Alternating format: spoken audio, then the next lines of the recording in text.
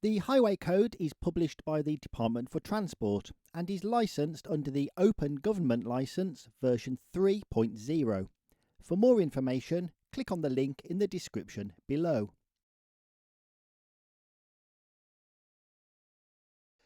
The Highway Code contains a table of speed limits which we'll display on the screen. As it's quite difficult to describe a table in audio, we will only be discussing the speed limits for vehicles which you can drive with a Category B or car driving licence. Rule 124. You must not exceed the maximum speed limits for the road and for your vehicle. A speed limit of 30 miles per hour or 20 miles per hour in Wales generally applies to all roads with streetlights, unless signs show otherwise. These are the speed limits for cars and motorcycles, including car-derived vans, so vans that look like a car, up to 2 tonnes maximum laden weight. In built-up areas in England and Scotland, 30 miles per hour.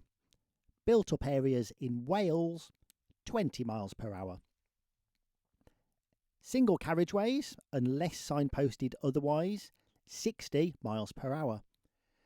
Dual carriageways, unless signposted otherwise, 70 miles per hour. And motorways, unless signposted otherwise, 70 miles per hour. Cars towing caravans or trailers, built-up areas in England and Scotland, 30 miles per hour. Built-up areas in Wales, 20 miles per hour.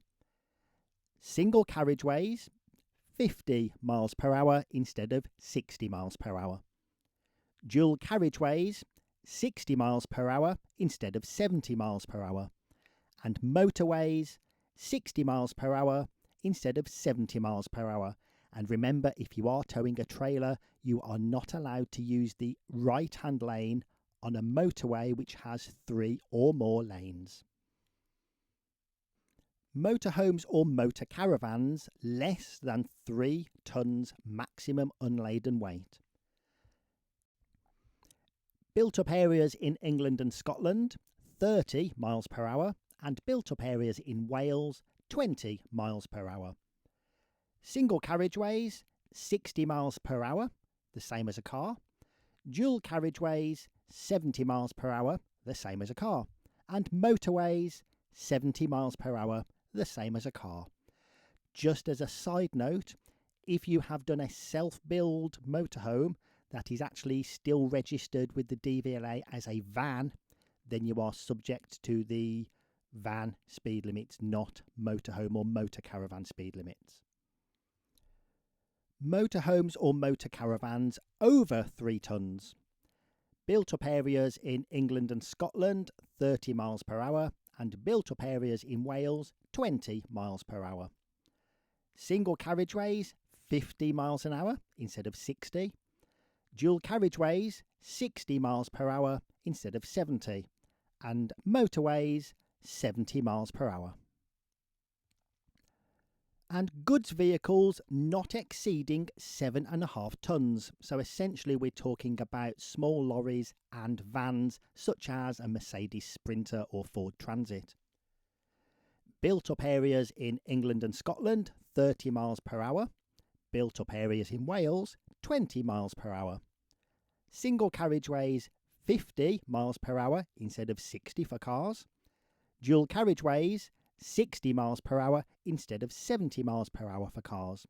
And motorways, 70 miles per hour. There may be locally set speed limits. For example, some built-up areas in England and Scotland may be set to 20 miles per hour, and some built-up areas in Wales may be set to 30 miles per hour. Always follow the road signs that you see. 50 miles an hour may apply on some single carriageways with known hazards. Again, if you see a sign, stick to it. And variable speed limit signs are used on some motorways and dual carriageways to change the maximum speed limit according to conditions. Speed limits are enforced by the police. Rule 125. The speed limit is the absolute maximum and does not mean it is safe to drive at that speed irrespective of conditions. Unsafe speed increases the chances of causing a collision or being unable to avoid one, as well as its severity. Inappropriate speeds are also intimidating, deterring people from walking, cycling, or riding horses. Driving at speeds too fast for the road and traffic conditions is dangerous. You should always reduce your speed when the road layout or condition presents hazards such as bends. When sharing the road with pedestrians, particularly children, older adults or disabled people, cyclists and horse riders, horse-drawn vehicles and motorcyclists.